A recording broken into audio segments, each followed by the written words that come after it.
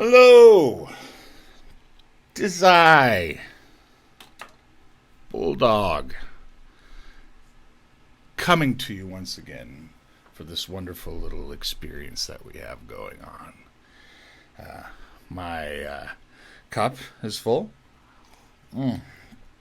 My bowl is full.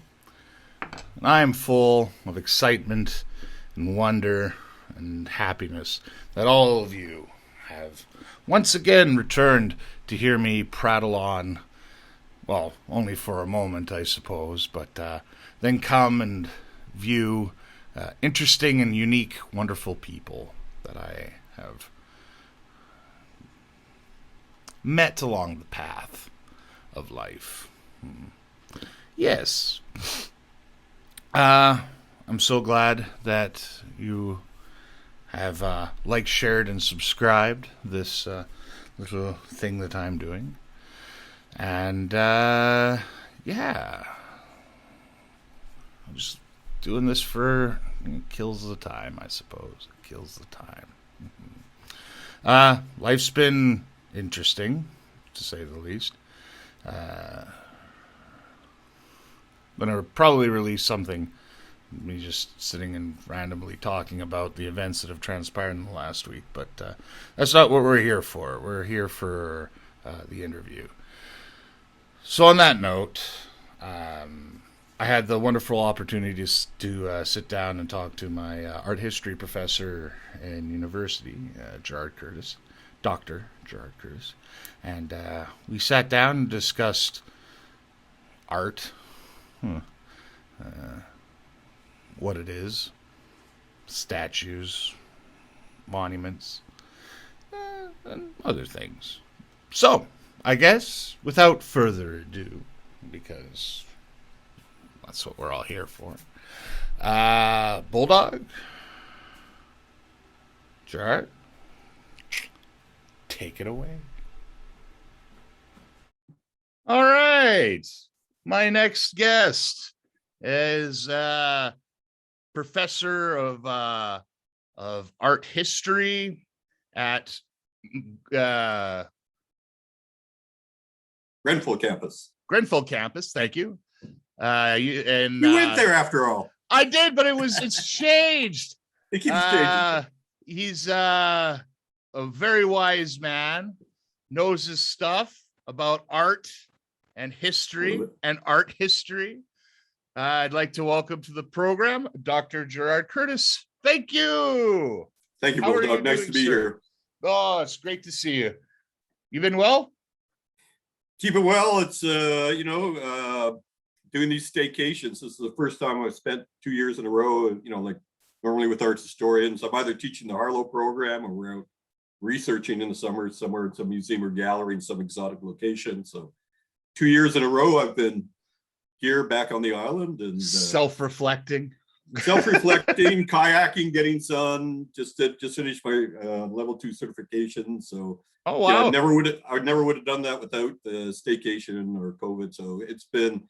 I know some people have really been hurt and it's harmed people in a lot of ways, but for me, it's there have been benefits to it as well, right? So, well, you look great. I've seen some of the pictures on Facebook there, your kayaking adventures and all that. So I just thought that was a leisurely stroll down the river, but apparently not. Oh, God, no. No. We were 3 hours out in meter waves and 40-60 kilometer hour gusts there last Sunday. So holy Lord, a little bit tense coming back in for 3 hours. Wow. Not like the regatta. No, the regatta is nice and smooth, right? So that's one of my other passions is coxing and coaching rowing. So yeah, I was working on the docks there that one year when I saw you guys out there on the Lake Kitty Vitty. First team from Cornerbrook to win a gold medal, I think, at the regatta. I know. I saw the post again. Yeah. I gotta live up some of my small glories. Well, not my small glories, the team small glories. You look great at any rate. So, I guess the biggest thing is what what started this? What started the love affair of art? What was it that made you go, not Into only do I appreciate this, but I'm going to appreciate it on a level of a doctorate? well, I didn't, I didn't start out. My mother was an artist, so I grew up with art, but I never did art in school. And I used to tell people to ask me, how did I start? Because I started out, well, originally I was going to be a pilot, but my eyesight was too bad. And in those days, they wouldn't let you do LASIK surgery or anything. So I thought, well, okay, that's that career down the drain. So I went to university for a year and started pre-med to go into medicine because I was fairly good at sciences, but got bored, took a couple of years off and came back. And while I was doing my pre-med course, this is the initial story. I met a young woman who was doing visual arts, and I had to do, in those days at the University of Calgary, they wanted you to have some variety as a doctor. So they said, you had to take electives in other areas. So I thought, well, my mother's an artist. I've sketched a little bit. I'm really interested in this young woman. So I'm going to take an art course. And the art course was more demanding for me than the chemistry and bio courses I was taking. I found them, just formulaic and boring. And I was really getting turned off, sciences and maths. And suddenly somebody gave me a pile of cardboard and they said, make this out of cardboard any way you want. And it was just like, holy crap, what is this? So I slowly start to do more of the art courses. And I thought, well, I'll take this little sideline. In fact, I took a sideline for maybe 8 years in doing it and got a scholarship to go to England. I was also good at art history. So I got a scholarship to go do a PhD in England and did that. And as soon as I was finished, I was just writing up my thesis and I was reapplying to med school. And the job came up for Cornerbrook. And everybody told me, like I wasn't going to get a job. So I wasn't worried about a job. I was just enjoying my life. I was getting paid a fair amount of money through the scholarship in the UK and, just hanging out, drinking, looking at art and doing stuff. And I thought, okay, sometime I got to get serious about my life. And I had all the application forms for med school again. I was just filling them out. And a friend of mine phoned up about this job out here. And yeah, just through sheer chance. In fact, I was, when I applied for the job, I'd just broken my leg and they did my interview the day I came out from the operation on my leg. So I was totally stoned on codeine and what was the other one? Not Viaderm. It's codeine and I was about to say Viagra. No, it wasn't Viagra. No. It was, it begins with a V. Anyways, the painkiller. Well, I did when I did my surgery, they got me. I don't know what he gave me, but I was sitting there. I was just like, I don't feel nothing, like. And then they gave me a prescription for hydroxy or hydroxymorphone. This stuff is like it's the level up of morphine. And I'll tell you, I woke up. I took 2 before I went to sleep. I woke up at about midnight. Took 2 more, and then the rest of my hand was fine after that. I was like, that's it. And I was like, oh. But yeah, it's completely marvels of modern science. Yeah. I had some of the best night's sleeps and that stuff. It was just like the sleep of the dead, right? Not even dreaming. It was just like totally gone. Oh, yeah. But my mother, I was down, I'd flown down to Calgary for an event when I broke my leg. And so I was staying at my mother and father's place, and I just come out of my operation, and it was hot. I was lying naked in this bed. My mother comes in and she says, there's this phone call for you, something about an interview. And interview? What interview? And it was for this job. So I did my whole interview, blasted out of my mind. So, and I got it. So, I'm sure they're cursing to this day that and I have no recollection of any of the questions they asked. Only one question they asked me that I remember, and they said, how would you deal with a recalcitrant or problematic student? And all I can remember saying is man, we would just chill. There's no problem that you can't solve. It just, we chat, we'd find a way, we'd find a meeting ground or something. I was so laid back with it that, yeah. So no stress interview, really. There probably was. I forgot about it afterwards. I'd forgotten I've been interviewed for the job afterwards, right? So all of a sudden you get that letter and you're like, neat.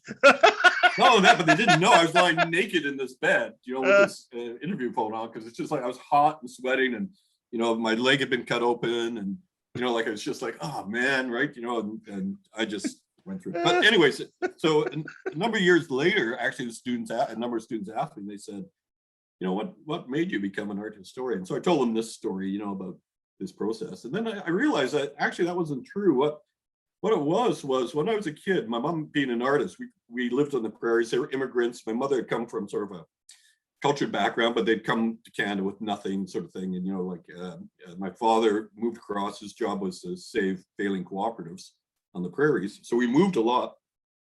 And my mother in these small prairie towns would always get these Time Life books about artists shipped to her, just so she'd have some. She was painting and just sort of keeping up with it. And she'd have these books once a month. They'd come in, and it'd be like it was all the old patriarchal white male artists or thing that was being shipped to her. Mm-hmm. I think the only female artist she got was the Georgia O'Keeffe one. But anyways, they would send these books, and she'd get them. This was her like little cultural moment. She'd get these books, and I remember coming up and taking a look at them, and like flipping open. Of course, there were nudes in them. And you're 12 years old, right? You go, the other thing. Hey, art. And there was, I still remember to this day, the one that really started off, it was, I think, a book on Toulouse-Lautrec, but anyways, they had a photograph of women in a brothel and then some of Lautrec's nudes, right, that were there. And I started reading the little caption underneath, and the next thing you know, I slid over and I started reading the column beside it. Like initially it was like, whoa, it's scandalous, right? And I told the students that actually that's where it started. I started to read about these artists as like a 12 or 13-year-old kid, led in by this sort of sexism of these books and the way we were talked about. Just as a kid, sort of looking at these things. But then I began to read, and I got fascinated. And so every time one of her books would come each month, I would sort of grab it and I'd sort of flick through it and read the sections. I think that's where it really started, right? Like the art history side, anyways. So you legitimately read it for the articles. I did. So it was the reverse. I started out with the pictures and actually began to read the article. Yeah, it's neat though. Yeah. Well, yeah, totally. So and and then that was a formative, phase for me, because it then made me, when I went to art school, I began to do art, and I was exploring all these, like exploring issues of sexuality and myself through it. And a lot of it was like pretty, now I look back on, pretty horrendous, like shitty stuff, right? Not the greatest. And, any artist out there, you should keep your work, right? To document, I always start my artist talks and I show them my student work and I say, listen, this is how bad I was, or this is the crap I was doing. Well, you did that. You did that with us. The Jackson Pollock. The giant drip painting, looking like it. We're like, and you're like, thanks, it's mine. Everybody, that's mine. Yeah. I still do that every year. I put that painting up. And say, what do you think of this abstract art stuff? It's shit, isn't that right? A kid could do it. And of course, one or two people in the crowd always go, oh yeah, it's garbage. Like that's just strips, right? And then of course, somebody says, usually there's one or two of them in the first year class. I go, no, I sort of like it. And then I always say to them, what have I told you this is mine, right? And it begins to add it. And that was me. I was looking at these books and I began to read the biographical context and began to understand something about the artists and what they were doing, the time frame they were in. So, and it's really to get the students to think about that and to think about, like having the artists in front of them. And then, I say, well, is it abstract? And they're all going, yes. And I say, well, what have I told you? It's just the names of these abstract artists stripped 10,000 times, right? And so really it's a narrative on the history of art. And then they begin, show them where, they could just make on the drips Pollock and, a couple of the other Frankenthaler and some of the other names that are in it. Well, that's sort of the idea of art in general, right? It's the hand paintings on the cave wall. It's like, here I am, right? Yeah, like it's that. There's a declaration there often of the artist and, sort of a vision, right? But it's also like just to make people aware, we always walk in, I always say to students, and I'm as bad as anybody else. I'll walk into a gallery and I'll see works and I'll just go, oh God, I hate this. And I'll start to walk out and I have to force myself. It's like, looking at this work, you automatically jump to assumptions or conclusions about it. You have to stop yourself and say, okay, wait a second, let's go back and let's take another look at this, because maybe there's something here I'm not getting or not thinking about. Right? Well, I was in London for Harlow, like for those who don't know, the art department at our university, where I graduated from, where he teaches. If you're in the arts program, the 4th years go to Harlow, Essex in London or England, and then you're forced to your last semester of your 4th year is basically studying abroad. And so we went to this one museum, and I was walking around just looking at these works, and one really caught my eye, and I can't remember what it was, but I was like, the sexual like the first thing that went in my head because of you was sexual trauma, and like it was really graphic, like it just like grabbed you, but it wasn't like overtly graphic type deal, but like the way that it like jumped out at me, I was like, this is a very horrendous emotional thing.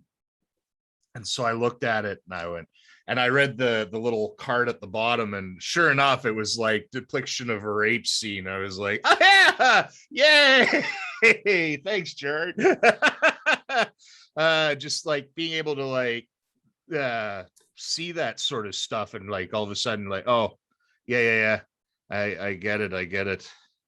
Well, yeah, I think, I don't know if you remember, in first year I used Bernini's Apollo and Daphne, right? And yeah, this beautiful marble sculpture, and I say, this, again to the class, like just say, what do you think? And everybody, people go, oh, that's beautiful and amazing. I said, well, what have I told you? This is a scene of attempted rape, and it's non-consensual. And suddenly everybody's going, holy crap, right? And I said, well, that's how patriarchy, instigates or permeates society to such an extent that we have these works in galleries that we just casually take on board these mythologies and these tropes. And we don't question them. And that's my job as an art historian, is to make people go in and question those things and say, well, wait a second, is something totally wrong about this, or shouldn't there be a little didactic panel that explains it and talks about these deeper contexts, right? Well, like Armor Victorious, right? The Caravaggio painting. Yeah, like it's the same sort of thing. Like you're like, look at this. It's art. It's in the museum, but then you can learn the background of the story, and it's like people are like, that's one of my favorite things to bring up with people is I'm like, yeah, look at this. This painting. It's in the museum. Yeah. Then you find out, and yet nothing talking about the young boy or what happened or any of that sort of stuff in it. Right? Yeah. So, and yeah, that's so, and I think that's part of that, for me as a 12-year-old boy, where, I'm being titillated sort of by these images, whereas an art historian, and I was really lucky, I went to a strong theory school with some really good feminists and sort of post-colonial scholars, and looking at, and all these challenges, and it made me aware of, how looking is so structured in so many ways, and the challenges when my job is to make people look differently and think about visual literacy in a different way, I guess. So, well, that's I was just going to say, visual literacy. Do you think that nowadays our society is sort of become illiterate in that regard, or is it? Well, do you feel that we're becoming more aware of, because like in Toronto right now, Ryerson University, they tore down the statue of the guy. Statue, yep. Because like his native, like the events that have been happening here with Ryerson was one of the sort of founders of the residential school movement, right? Yeah, exactly. And so they tore down his statue, and I mean, like that and that you could go also say the stuff that's been going on with Black Lives Matter with the Confederacy statues. Yeah. And then you get into conversations with people, and it's like, you're tearing down history. And it's like, I actually discussed that with somebody at great length. Like I used the fifth plinth there in London as Trafalgar Square. And using that. So, but people just don't. Anyway, getting back to. No, it is. It's one of those things. It's hard, iconoclasm, like I don't know if you remember, we talked about it in class, there's just such a long history of iconoclasm, destruction of these icons. So this is not something new. And it's a way, you know, like if you look at the fall in Iraq and the statues of Saddam Hussein, that's the first thing that came down. So our visceral reaction to these iconic images that stand there and declare things, and the destruction of them, are innately part of the history of cultures, you know, the challenges. And we go all the way back to that head of Sargon, right, where we see the theory is that his eye was gouged out, his nose was slashed, and his ear was chopped off. And so we can go back thousands of years and see this sort of process. But yeah, to talk about that visual literacy thing, I think we're in a culture, you know, my argument always is that there's such a focus still on textual literacy. And the reality is we should have a stronger focus on visual literacy, because, you know, even this podcast, this, you know, the gaming culture, we're in a visual age, you know, like where communication is so strongly visual oriented, whether it be films, whether it be through television, whether it be through streaming services. And developing people's visual literacy, I think, is actually more critical in some ways than textual literacy in this age.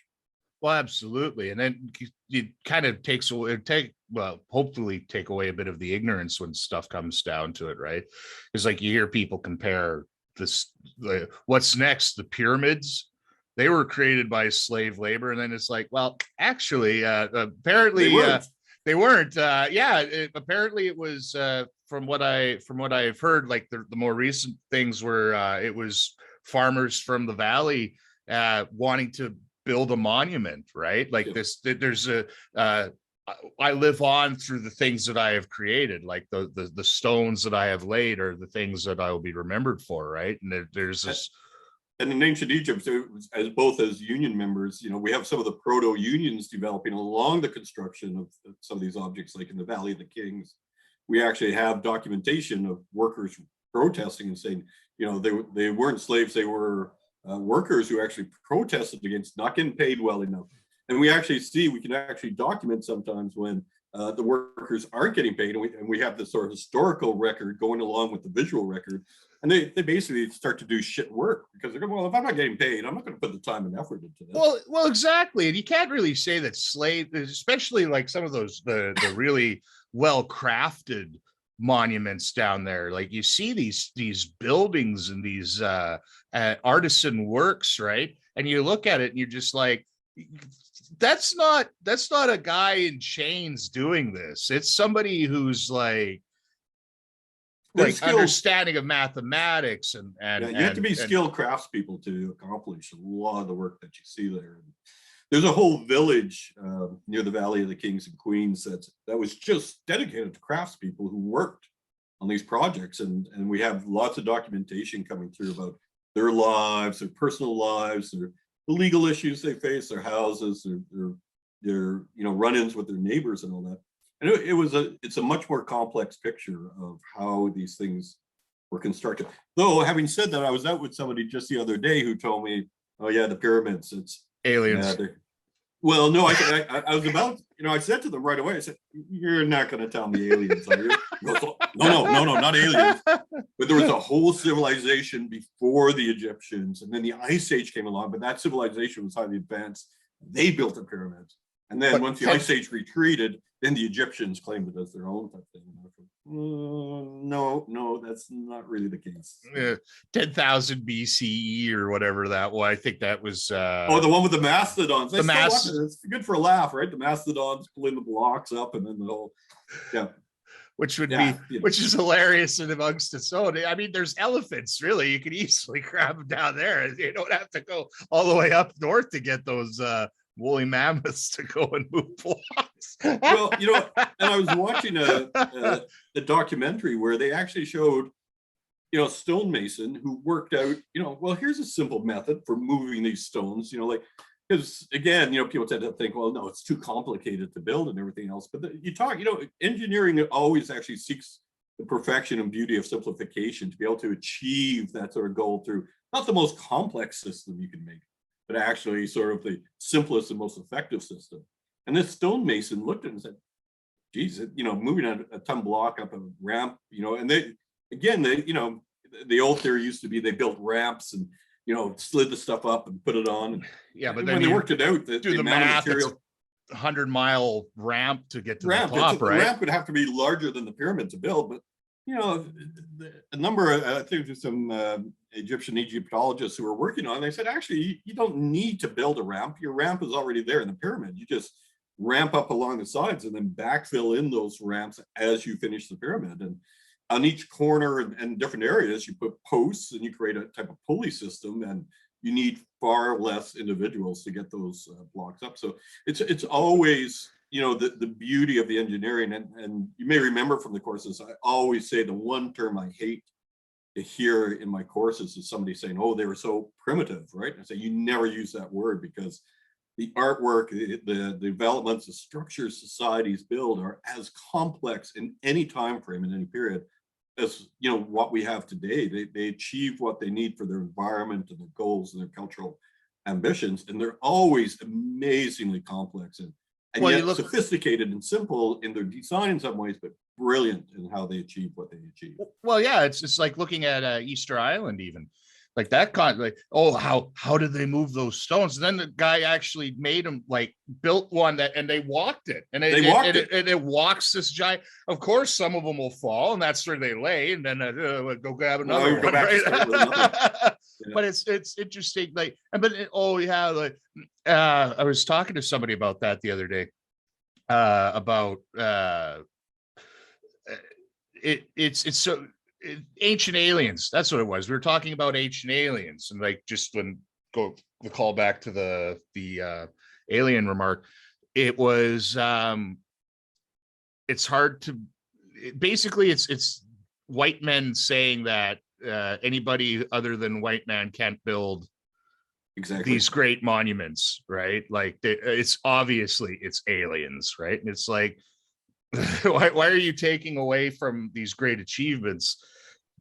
Like, yeah, different cultures, and they wipe out, like we know that with, I think it's the 25th dynasty of Egypt was a Black Nubian dynasty of pharaohs, and that whole dynasty was never talked about. They just, white colonialists, archaeologists just skipped over it because they didn't want to acknowledge you had this amazingly complex society that was running out of Nubia, and that they have amazing pyramids, not as large as the pyramids in Giza, but they have the amazing pyramid structures down there. But again, they wanted to create these narratives that fit their, the white colonial perspective. And they, and that's still, that's why I hate the show like Ancient Aliens or something on History Channel. Just go, why is this on history?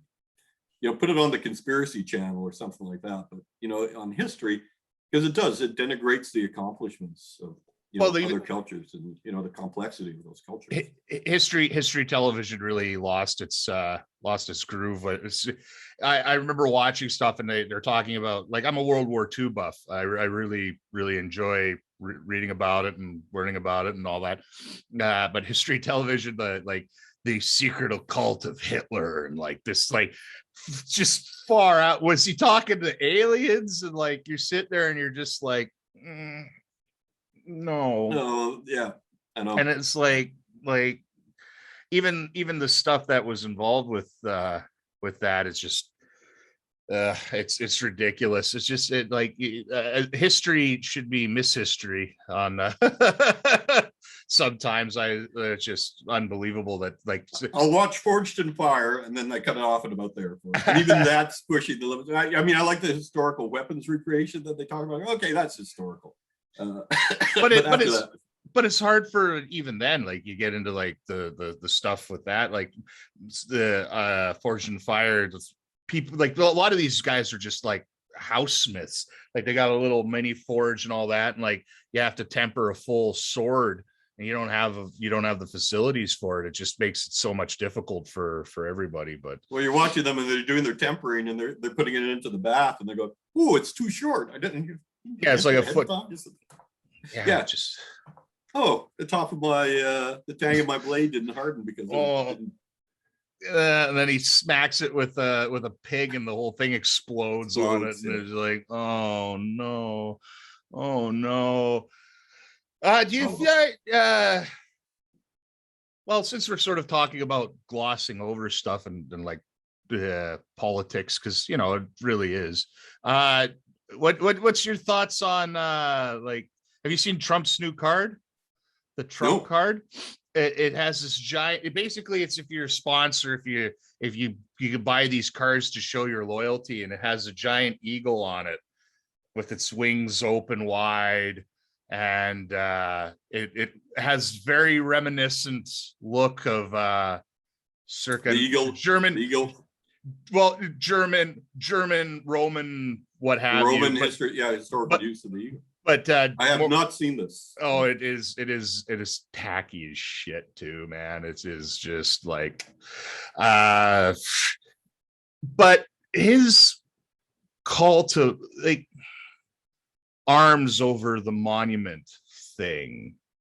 What's your take on that? What do you feel that, like, I mean like the preservation of statues and that? Do you feel that, like, what's your take? So I totally, like, again, I understand iconoclasm, that destruction of works, and where that comes from, and it's been used in both negative and positive ways historically, right? And so um, uh, my view, again, as an artist and art historian, as works, they have a historical context.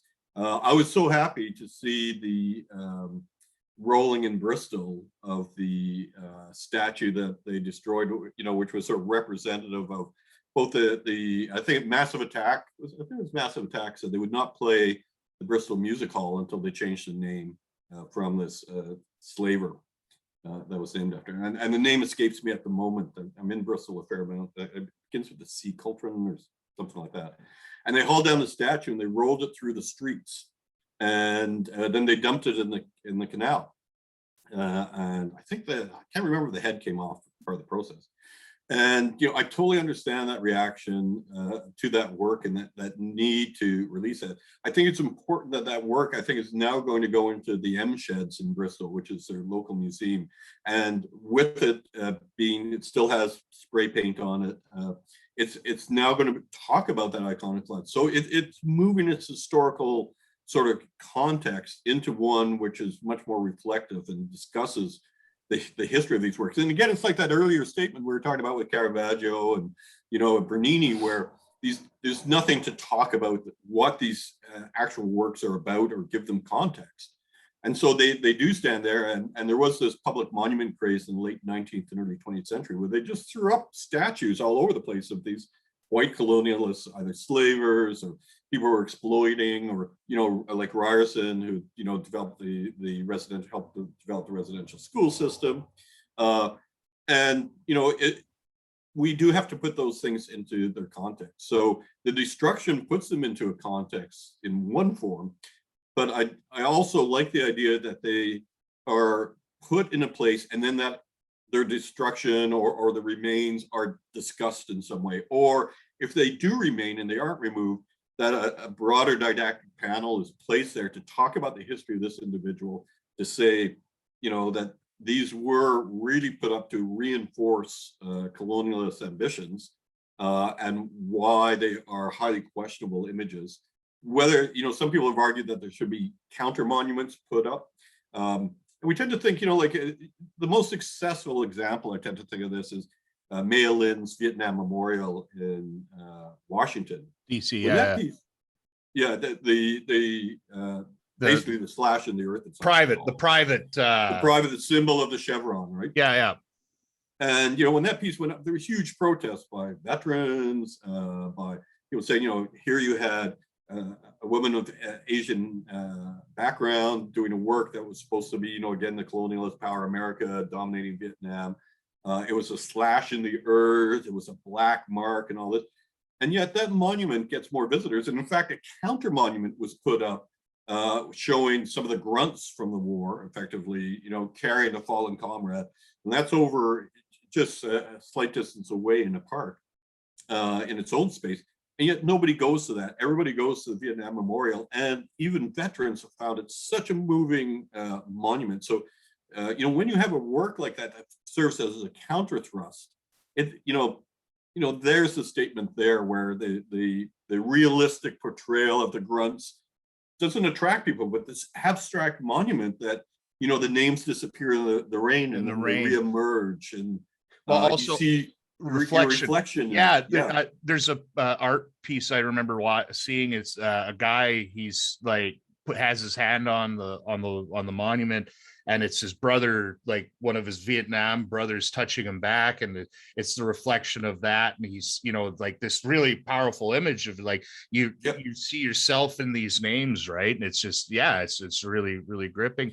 Do you think that because I recall talking about Dadaist movement with the urinal, and like somebody smashing it with a hammer and hollering that this is what he wanted. This is how it continues. We got to grow this. When you said the statue stuff, it kind of made me think about that a little bit, being like, is this just a continuation of the art? Is this how we expand and like actually create the conversation, do you think? Well, yeah, I think that was an artist called Pepe that went after, and saw himself as a neo-Dadaist, and that going after the Duchamp urinal, which is sort of strange because it isn't the original urinal. There are 7 duplicates, I think, Duchamp created afterwards. And signed. And so, in fact, it's not the original urinal. It's just one of the duplicates. I like Brian Eno. What he did is he was in the Met. He was invited to the Met for some sort of showing. Did he take a leak in it, or? Well, he brought a catheter with him that went along his sleeve. This is whether it's an apocryphal tale or not, but anyways, he brought a catheter and he filled it with his own urine. And while he was in, and of course, because it was a special event, there was no security or anything around. Everybody was and he lifted up the plexiglass corner and he slid the catheter supposedly in and into the urinal, and then released it from under his sleeve, and in theory, pissed in Duchamp's urinal, right? But again, it's really one of the that's sort of like, it's a little bit more not, I was going to say what scatological, I guess, in its reaction to the urinal than Pepe or whatever his name was, smashing it with a hammer. I mean, like, again, there's 7 of them. I think it's 7 around the world. So, not to say anything about one less. I mean, you had Laszlo Toth, who attacked Michelangelo's Pieta, right, and smashed that in. I was trying to think the year he did that. Something like, I don't know, it was 86 or 78 or some time, about 30, 40 years ago. Where he smashed that with a hammer, and he smashed the nose and he smashed the fingers, and that you go, and he had this. From what I remember, this sort of visionary Hayes, Hungarian Australian, I think he was, Catholic, had this visionary haze about this being too erotic an image or something, and too enticing an image, and so went after it. And that, like that, I have problems with, when it happens like that, because it's a work that's still emotively, for a lot of people, still work, very much like the Vietnam Memorial. If somebody went after that, somebody was protesting and said, no, I want a representational work, and I'm going to smash the Vietnam Memorial, that would be a problematic response to the work, because I don't think the work calls for that type of reaction. And like Pepe going after Duchamp's urinal, you could claim it's neo-Dada, but it's become so fixed and rigid in the canon anymore. He sees the destruction as, upending that, but does it really do that? Well, no, it doesn't. They just glue it back together again, and it exists as a piece. Or Brian Eno pisses in the one in, New York or something, right? So, so when they do those art, that destruction of works, I can totally understand the Confederate issues where they're put up by really, in some ways, a minority to kowtow the majority and force them into a subservient position. Those types of reactions are totally understandable, I think, with the work. So. Oh, wow. Heavy topics. I didn't know where this is going, but man, we seem to be trudging or tutoring along, aren't we? Yeah. Do you find that? I mean, I've done the odd little iconoclastic act myself as an artist. I always see that these 2 different worlds in my work as an artist, because I trained as an artist first before I became an art historian.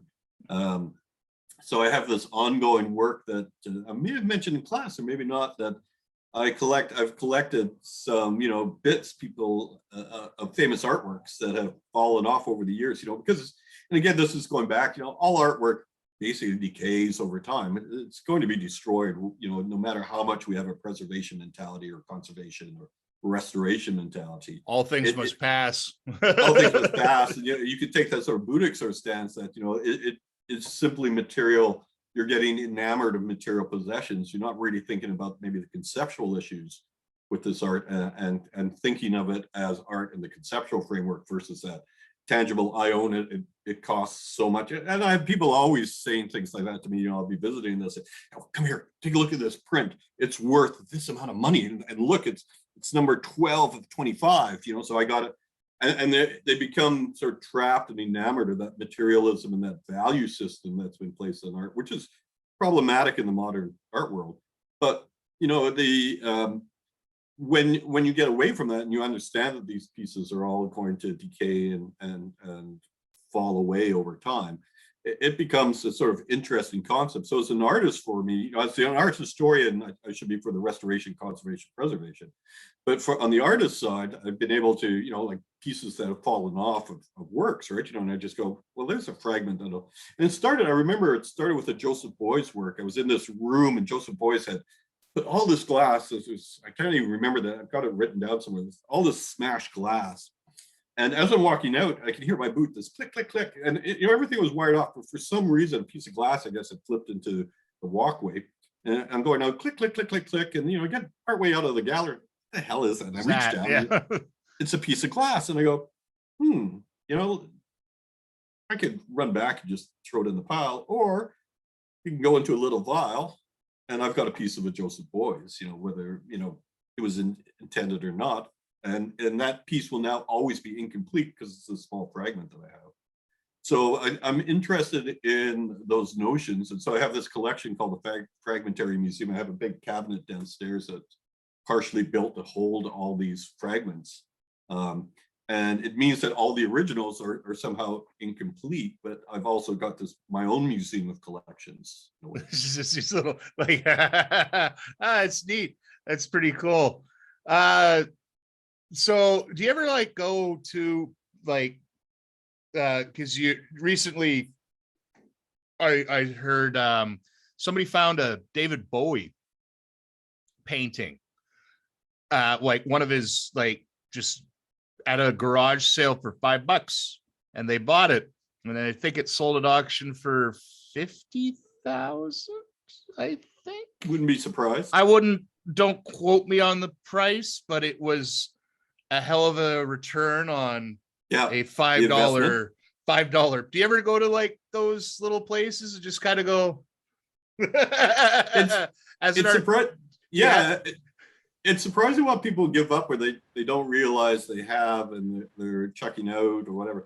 I like ceramics, and so when I'm in England, there's a famous ceramicist, historical ceramicist called Bernard Leach, and he set up this very famous pottery down in Cornwall, Leach pottery, basically.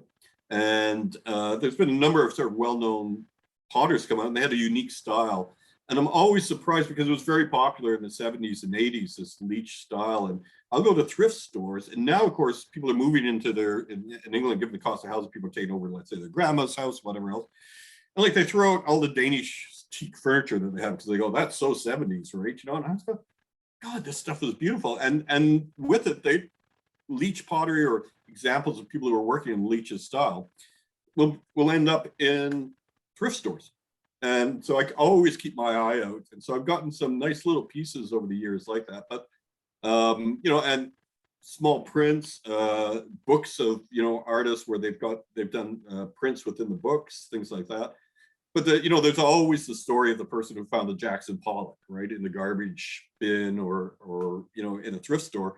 And the reality is, more often than not, they think it's a Jackson Pollock, and it actually isn't. It's not a Jackson. So your chances, it's actually it's a slim chance. You'd have to have a really good eye, and occasionally, like I said, there's those lucky moments. I remember I had somebody call me up once and they said, you're an art historian. I've got this painting. I'd like to get it appraised. I said, well, I'm not an appraiser. And they said, well, I think it's from the early, like the 19th century, early 20th century. I said, well, I tell you what, I can take a look at it and give you an idea, what it might be. And they said, yeah, there's a name on it, Tissot, Tissot, right? Holy shit, Tissot. I said, where do you have this painting? They said, I got it hanging up in my bathroom. Holy crap, you got it Tissot hanging, get it out of the bathroom. Get it out of the bathroom, put it in another place. Like I'm just going, what the hell are you doing with Tissot? As it turns out, there were a couple of stoners and they had a poster of a Tissot hanging in their bathroom, right? But they phone me up and they say, and like I'm going, oh geez, what a waste of time, right? These guys, oh yeah, we got a painting of this Tissot. And I go, one look was just like, this is a poster. What the hell are you, wasting my time with a poster for? So, and that's the reality. More often than not, people do tend to think they have something that's really valuable, really significant. And I get, as an art historian, I get lots of calls like that. I'm always surprised that, the people who are ringing me up and saying, and I did that to you. I did that to you the other day. I sent you a picture. I was just at a thing, older work. I was like, maybe. Hey, what do you think? And you're like, this, and this. And I'm like, all right, cool. And you never know. Like I said, there are chances. And I've come across like prints, not so much paintings, but like prints. And then these ceramic works, people are just discarding them. And I'm going, leach, pottery, or even the production end of the pottery from leach, right? Is still, it's got value, that they're, I'm picking them up for 50p over in England, and they're, worth 200, 300 pounds, some of them. So you go, that's a fair difference in value. Oh, absolutely. So, sometimes people do, and, artists, there's always the problem to be faced with artists that when they pass away, maybe they're not top tier. So like the rooms in St. John's is the repository for Christopher Pratt's work. So, Chris donates a lot of work, and it's really important for art historians and critics and curators to be able to access, even small drawings and all the ephemera an artist produces. But we often get approached, and I've been approached by families of artists who said, Pop's passed away and we have all his artwork. What do we do with it? And they're trying to donate it to a museum or gallery. The museum and galleries don't have space for it. And they're really faced with this conundrum and dilemma about what to do. And more often than not, the stuff gets junked. Well, that's funny. You met, there's I can't remember the artist, but his lifelong thing about these little girls and like this Balthazar, I think maybe, is it? Yeah, just this old dude who like spent his life drawing this story and like art, and it's I'll find it. I'll send you the link. I know who you mean. It's actually he was like a maintenance man or janitor. Yeah, and he was like, and he created this whole world and these books, like he was compulsive. Books and books of it. It is insane. I'll send you the link of the somebody does a deep dive into that. It is. I watched it. I was like, holy Lord! Like the amount of detail and it was, thank God for the because when he passed away, the homeowners came in there and the guy was like, oh no, this is more important than people have thought, right? I remember seeing, I think there's a documentary about it. I'm trying to remember his name, but yeah, and it's quite bizarre. Like there was this war, he created this whole world that he lived in, and there were wars going on, and these young innocent children were the ones who were siding with certain campaigns in the wars to bring the end to it. And it's but it's like a huge volumes and volumes of it, and it's just like, and like you could easily have just gone, oh, that's hoarder shit, and thrown in the garbage, and then it's gone forever. Like this interesting, unique story that's like lost to time, which is kind of like you stop and you think about, and that's the thing that yes, you got that Zen Buddhist idea, but then you think about the stuff that's lost to history, like just gone, like things that like we'll never get back, right? Like it almost makes you want to shed a tear. The name's Henry Darger. Okay. Yeah. I saw some of his work. They had an outsider art show at the Whitechapel Gallery, and I remember coming across it going, whoa, holy geez, right, John? But and Darger was, like I said, it's a maintenance guy who's just creating this world, goes back in, lives his life, does that. But then you get some, fairly well-known artists, and they build up, piles and piles of work and family. And one of my favorite stories is Turner, the great British artist. Well, Ruskin was the executor of his estate, and he goes in to sort out, because Turner had left a lot of his work to the nation. And Ruskin goes in, and Ruskin's quite prudish, even though he had his own peculiarities when it came to particularly young women. And he comes across all of Turner's erotic drawings. And this shocks, because for Ruskin, Turner was his idol. And suddenly he comes across all these erotic drawings, and it's like this other picture of Turner comes in. And Ruskin takes it out to the backyard and burns most of it.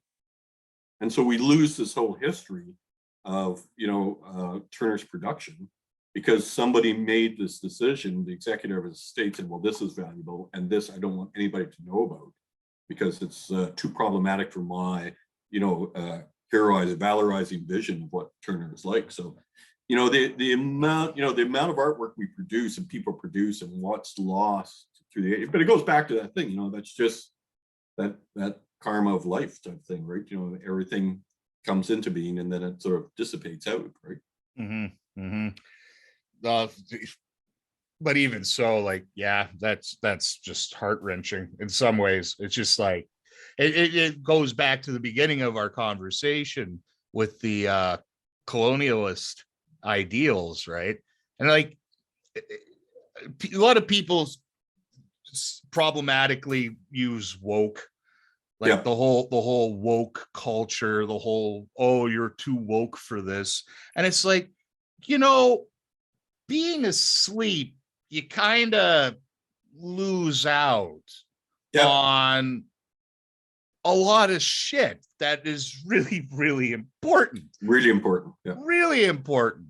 And it's like, yeah, it's fine to live a dream, but the reality of it is that there's a reality behind it. And there's a thing that you have to wake up to. And once you do, and all of a sudden you start understanding that, life isn't, 1950s America with the mowing the lawn and saying, hey, you got to understand that there's a cross-dresser next door and a serial killer 2 blocks down, right? Like it's that sort of like, like it isn't real. This isn't. No, I think woke is used as a sort of derogatory term to try to stop that issue. And sometimes I think, people are just lazy. They don't want to have to engage, right? And this is a time frame that requires engagement, right? We have to be engaged with BIPOC issues. We have to be engaged with Indigenous issues. We have to be engaged with feminism. It's demanded of us that we work out and try to create a fairer and more egalitarian and a more open society. And the only way we can do that is by facing these issues. Whether it's pulling down the statues, whether it's reading the articles, but it requires engagement, and that's a difficult task. And at university, that's one of my jobs, is to say to people, this is work. It requires work, and some people it's easier to fall back into the armchair of complacentness and a sort of, as you say, a sort of false history, than to actually engage really with history. And again, it's going back to Ancient Aliens. It's harder to engage with real history and the complexity of these cultures that built these things. And it's easier to fall back on, aliens. It is aliens. It's always aliens. All the great achievements of these people, and I mean, even like white European stuff, like Stonehenge, right? Like, oh yeah, there's no way a person can lift a huge block without lasers. Yeah. It's always, and just because we can't answer that question directly, maybe still doesn't mean that you default to aliens. Again, that's part of the job that we have as researchers, as art historians, is to look into the background of that and say, okay, well, wait a second, here. I mean, I could show you Toronto skyline right now. Like, it's not hard to believe that we can, like, look what we've created now. How do you not think that that would be possible back then? Right? Like, how do you not think that, oh, somebody said, this is a problem, we got to solve it. And we did. Like, we're human beings. The worst thing is it's just so lazy and pointless just to say that like to slough off humanity and be like, we split the atom, we mapped the human genome, like, I mean, sciencey, yeah, but I mean, like, art science as well, right? And like the concept of people just kind of, sort of like, oh, art, it hangs on my wall, Yeah. it just doesn't, like, that's what my mom did that to me. I was speaking, this is just talking about the waking up thing, is she has this painting on her wall, and it's and I sat there and I was sitting across from it and looking at it, and I'm like, let's do the analytical thing. Let's be like, it's like, it looks like Picasso. I think it was one of his students type deal. It's reminiscent of the abstract, but there's like this parrot sitting on this woman's shoulder. Her breasts are exposed, and there's a cat sitting in front of it, and she's sitting on a chair, and her face is all like distorted and all that. But anyway, I'm sitting there and I'm looking at this, and I was like, that's a prostitute. My mom's like, what? I said, that's a prostitute. And she says, what do you mean? I said, well, look, her breasts are exposed. And like, parrot sort of represents seamanship. Like, you can think of it like sort of and the parrot's like lustfully, like, it has like a real lustful look towards her. And I'm like, a cat is like, if it was a dog, maybe you could kind of consider it being loyalty, but cats are kind of like fickle in that regard. So I mean, yeah. So I was like, kind of like, there's no like commitment to anything involving that. The parrot's staring lustfully at her, and now she's like, you ruined that for me. And I'm like, ruined it or made you think about it? That's what I have a lot of students who come in, and after first year, they go, Gerard, you ruined art for me. And I said, no, I didn't ruin art. I just made it more complex for you than you had it, you thought about it before, maybe. So, well, yeah, and I said, but you should, let it's engaging with that complexity that keeps us alive, keeps us young, keeps us thinking, keeps us, we don't go rigid. Again, I was with two people who were younger than me just the other day, and I just looked at them and said, you guys are so conservative for your age, right? You got to be thinking. And again, part of it was on the issue of woke culture. I said, no, the thing that's going to keep you young is actually engaging, right? Because your brain, if you're going to stave off anything, it's keeping your brain active and thinking about these things and changing those established parameters in your neurons to something slightly different, right? Because it creates flexibility, and it creates, an ability to think and to engage with the world in a way, that, other people are going to say you're engaged with it, and, you're youthful because of that almost, that's the elixir of youth, right? It's that engagement with the world. It's not some magic formula. It's not working out, 50 minutes every day. I mean, they're going to help your body, but it's keeping your mind engaged that really will keep you in a way thinking and challenging. And I always say that. In fact, I said to them, I inverted what Churchill said. Churchill said something like, like, as a youth, you're an anarchist, and then you become liberal, and then you become conservative, and then you become more right wing as you grow older. I say, you should reverse that. You should start out conservative, and as you get older, you should move towards anarchy and freedom. Maximizing and advocating for others the maximum amount of freedom that they can achieve, and and a lifestyle that allows them as much openness and tolerance as possible. I said that will keep you youthful. Right? Well, absolutely. Then you don't have to worry about shit too, right? Like, I always find that it's like people, I mean, on both sides of it too, because like the liberals or the woke culture is the sort of same thing of like, people are all like, ugh, and it's like, yes, relax, breathe, because like in the end, we're all gonna die, right? Like, it's just chill for a bit, but like, go about things maybe in a different light. Maybe instead of just being full of hate and rage, think about like how you can like transform. I guess it's the majority of this conversation has just been about that, really. And I guess it's the whole thing about art, really, is that we gotta keep moving. Don't be stagnant, because otherwise it dies, right? And that's art's role in society in many ways. It's a motivator of change, a social change, and challenging our visions. And sometimes it uses aesthetics and beauty to move us towards that, and sometimes it uses sort of harsh realities, social activism, but community engagement. But in all its permutations, it aids us in broadening and deepening our experiences of the world, right? And that's why I'm engaged as an art historian with it, because it constantly fascinates me. And it's funny, at university, art history particularly is thought of as one of the most discarded, least relevant pursuits. And I go, great, you just keep thinking about us in that way, and it allows me to continue on with my secret agenda to create, open a new your society, eyes. a more open and converted society, right? Because nobody cares about the arts historians until it's too late. That's awesome. What I think on that note, because it is quite a note, I think we should wrap this up. Is there at this point in the conversation, I usually say, is there anything you want to push, social media, upcoming shows, whatever, as the saying goes, the floor is yours, my friend.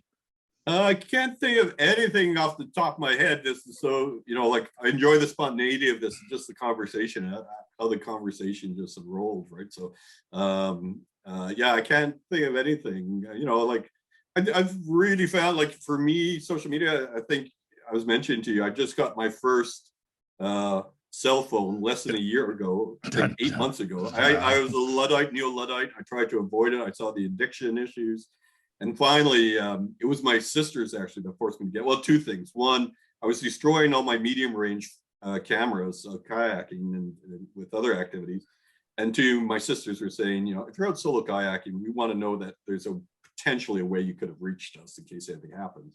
So I thought, okay, I'll give in. And I saw the phones and their ability to, take as good a picture now with some of these. Like, I got a fairly top end one. Oh, so do I. For the camera. Mine's Galaxy 10s.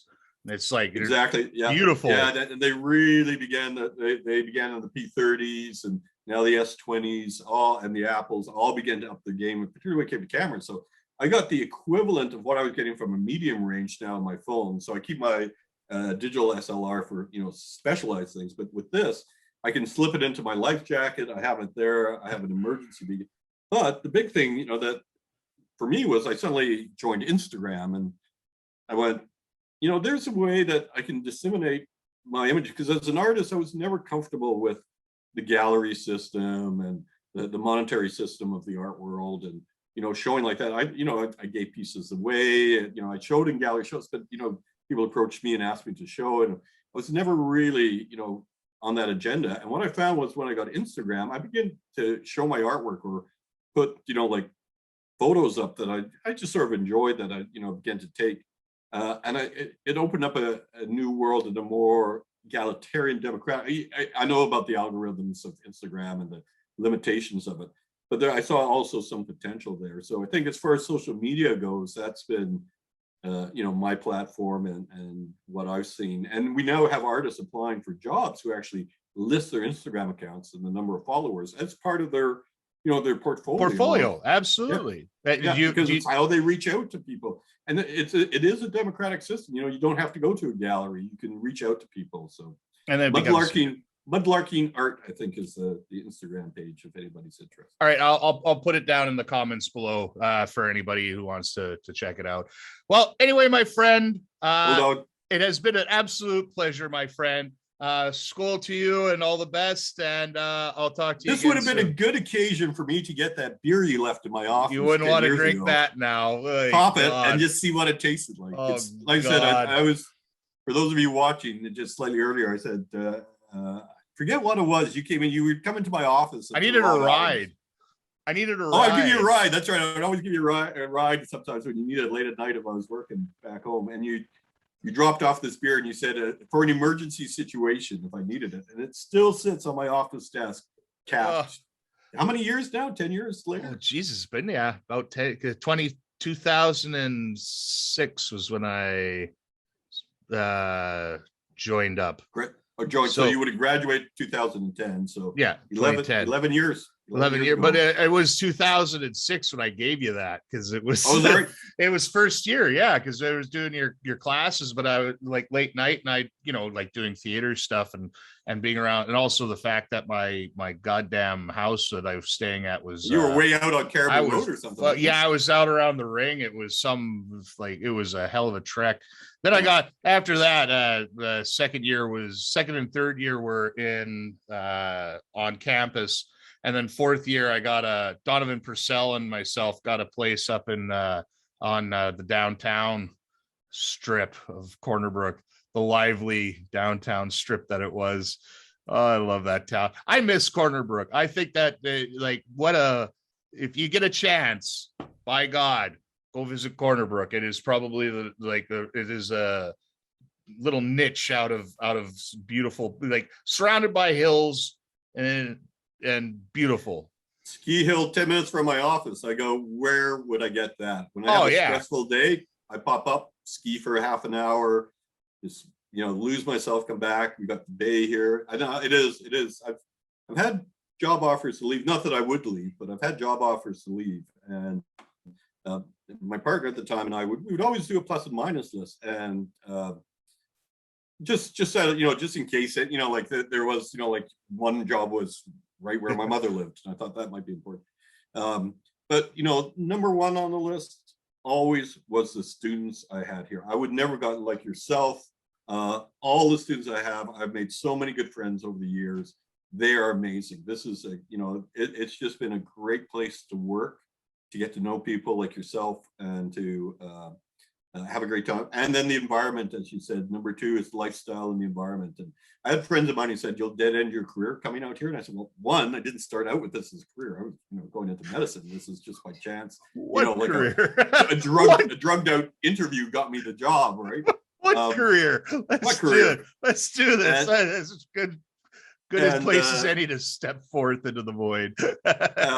And like lifestyle, you have to think about lifestyle. I think in the end, too many people are like, I've got to be here to do the job or something else, right? And I said, oh, I'll give it a go. And it's been amazing. It's been fabulous, right?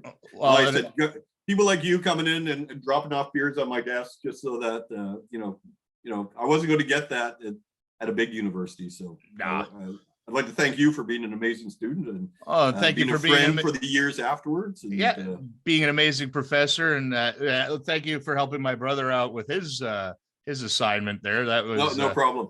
Because he was saying with pornography and art, there's a harder one to. He was all like, do you know anybody like porno? And I was like, no, but I know somebody who can discuss this really, really well. Okay, good. I thought you were going to say, I know somebody who really likes porno and talks about his art. No, but somebody who will talk about it. Really. And you gave a really good interview about that. I enjoyed doing that. So. He was very happy about that. Like the amount of time that you gave him too, he said was amazing. So, well, he was your brother. I couldn't say no. Oh, thank you. But anyway, again, to you, my friend. Again, school. Take care, Bulldog. I'll see you in Toronto sometime if I don't see you back out here. Amazing. All right. Thank you, my friend. Goodbye. Take care.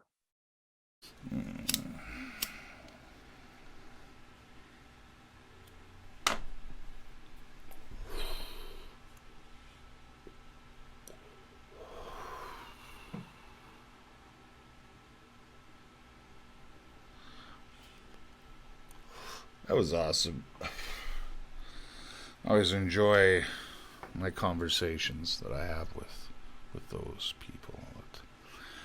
I get a chance, an opportunity to just sit down and discuss things. Yeah. Again, thank you all for coming.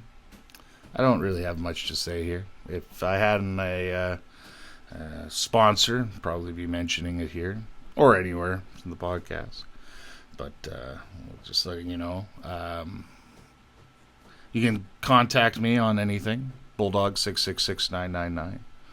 I have a paw, or not those, what is it? Patreon, that's the word. Patreon, Bulldog 666999. If you want to buy me a coffee, cool. I would appreciate. Yeah. So, I guess until next time, because there will be a next time. Who knows what that will be? To you, my friends, skål.